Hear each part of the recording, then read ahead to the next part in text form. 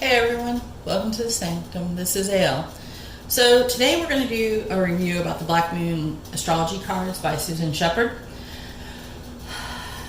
It's a Blue Angel publishing deck, and I am a big fan of Blue Angel anyway. But I wanted to do this deck because I also have, later on, I'm going to review the Barbieri Zodiac Oracle and Tarot. But I wanted to do this deck separately because, one, I'm not gonna say I'm not into astrology, because I am. I'm just a baby, though. I am such a baby. In fact, I have Teresa Reed's astrology book that I have it on both e-format and in print because I need it both ways in order to learn. So yeah. But I wanted to go over this book, which I love this. The fact that the cards are a little oversized, which for people with small hands is difficult, but I love the back. And they're purple, which, okay, let's be honest, I love purple. Like all the books from there, they have the black and white picture. They have the description, a quote, they give you a definition. They give you a card in brief, like just kind of word choices, the corresponding tarot deck card, and key ideas for each card in here. Now, just so you know, the way that these cards are separated is they're separated into groups. They're the 12 signs, they are the planets, including Black Moon Lilith. They have the houses, and then they have the elements. Then they have certain aspects like the North and South Node, lunar and solar eclipses, part of fortune, the Grand Trine, Grand Cross, Yod, Jupiter return, Saturn return, Mercury retrograde, and void, of course, moon. So this deck is intriguing. It was interesting because a friend of mine was actually like huge into wanting me to get this deck, and I looked at a couple of cards. I was like, maybe. And I was actually really into the Barbieri Oracle card look more than this. But here's the funny thing: I got both decks right around the same time, and funny thing is, I love the look of the Barbieri Oracle, but I love using these cards because these cards actually have the name and a brief kind of like description on them. So like North Node is about life's purpose. You have the Moon, which is all about your soul. Cancer is all about I have emotions, baby. The third house is all about messages, communication. Water element is sensing, that whole feeling aspect. Eighth house is about endings and beginnings. Sagittarius, I see. Ninth house is about faith, beliefs. Fourth house is about the roots, basically your base. Let's talk about Black Moon Lilith, which is about mystery. It's about sensuality. It's about the mystery of you. The lunar eclipse is all about change. And this is sudden change. This isn't like change from like a solar eclipse. This is like, bitch, please, boom, y'all out of here. Lunar eclipses, like, it's like I told people, I said lunar eclipses ain't anything like when it's a solar eclipse, where solar eclipse is like, wah, wah, wah, wah, wah, wah. Yeah, lunar eclipse is like, bitch, here I come, you are gonna pay for this. Badoom. So yeah. Scorpio, I transform. 11th house is all about friends, friendships, loves, Yod, destiny. Venus is about love. Mercury of the mind. Leo, I will. The Grand Trine is all about blessings.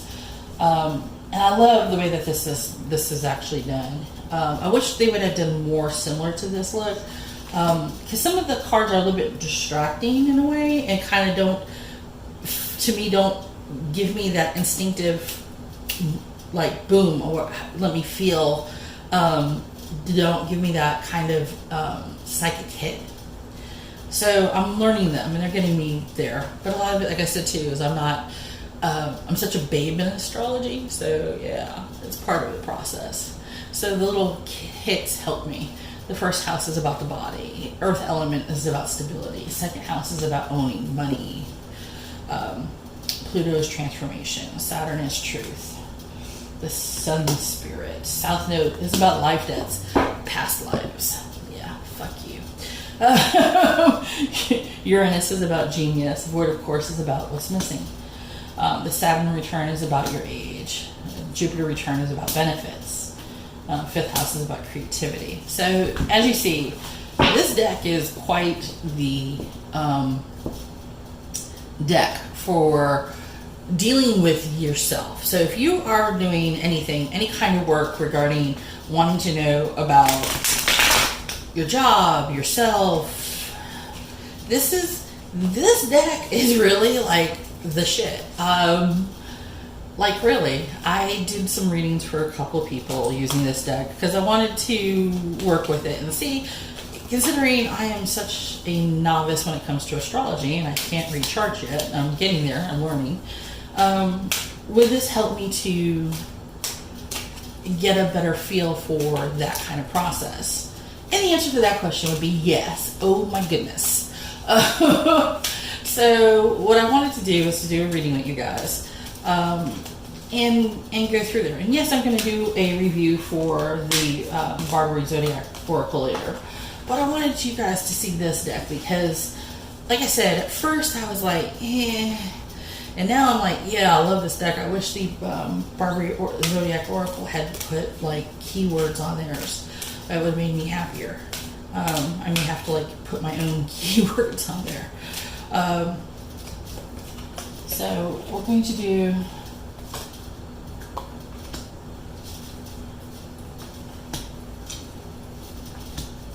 a little bit of a reading.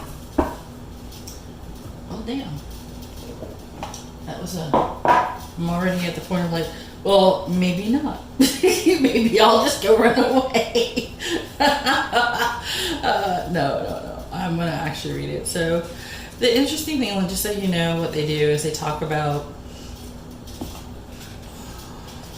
the cards. So like when they talk about the cards, they talk about it being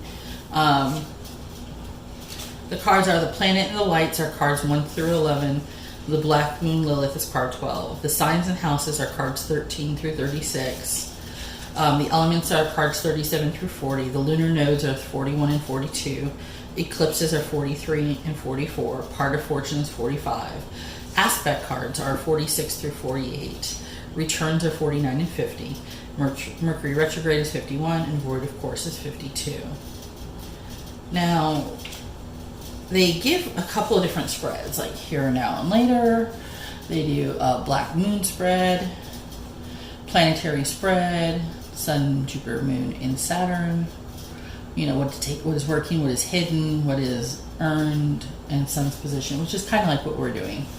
Course of action spread, Black Moon romance spread, and then going from there. So let's talk about what we have. So for this, it says, the moon is about the soul. What does your gut say? The moon asks. This card is all about mystery feeling and hidden messages. So basically the moon is saying, what are you feeling? Because not everything you see is showing up. It is time to sit there and look deep within.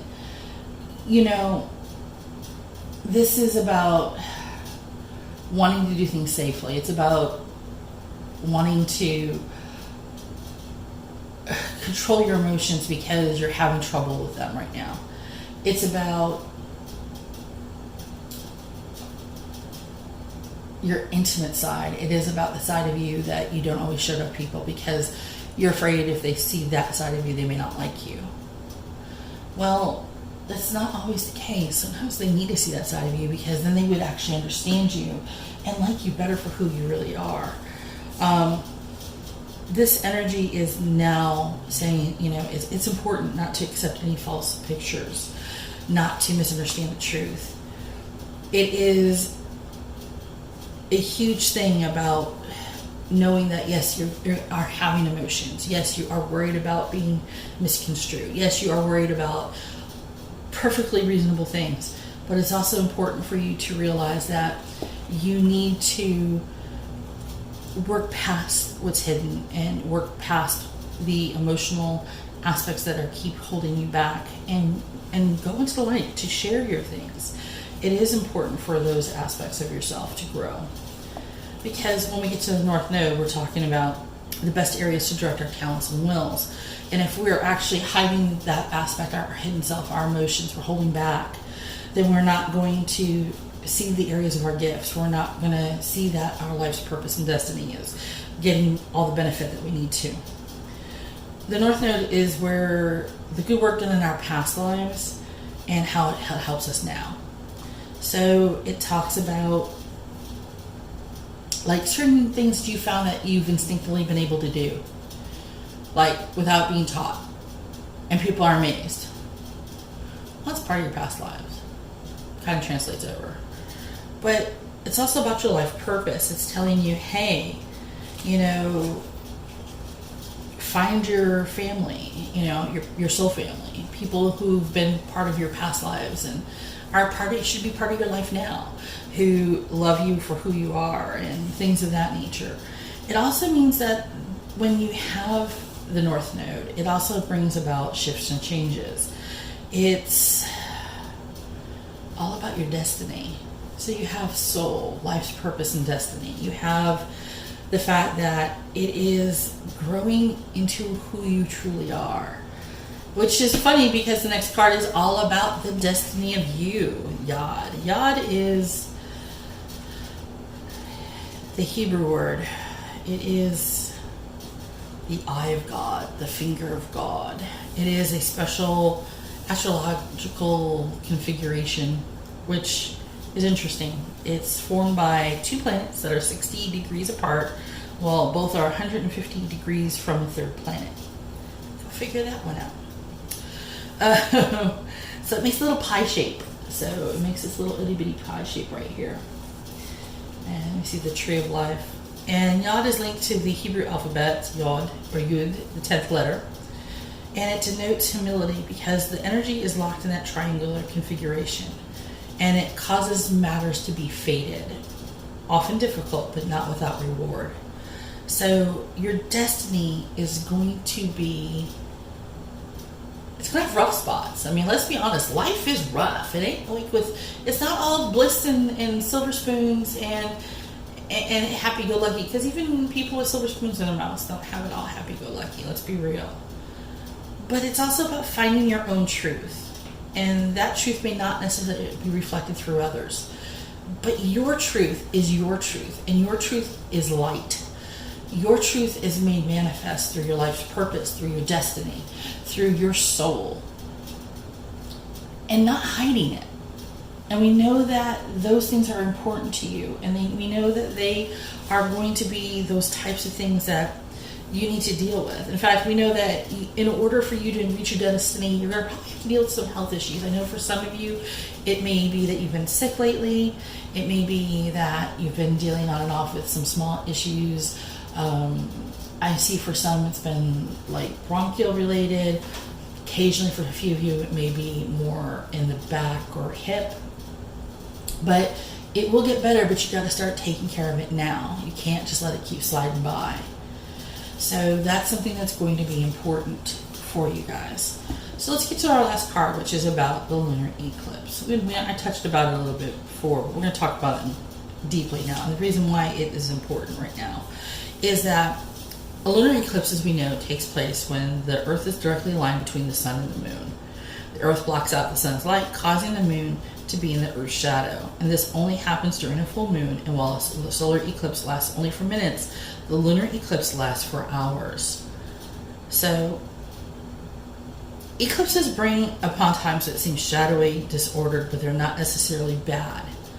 And they shouldn't be viewed like this. We are meant to be thrown off balance to make necessary changes. So, a lunar eclipse is about change.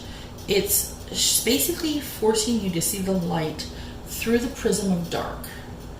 it's taking this time to seeing, hey, look, the light's going away. Darkness is encroaching, but we know the light's going to come back. But what's different? What do I not need anymore? What is not getting taken care of that I've been putting off? What didn't I notice that was coming up that I just kind of said, fuck it?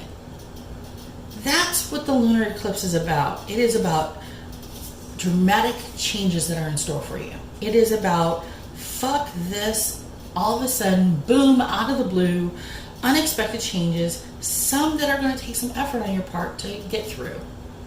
But they're going to be rewarding for you. Your world may be rattled a little bit, but you know what? This altering of your life is essential to getting you where you need to be. It's not an easy path, and it's transformative. But look at it. This change from light to dark to light again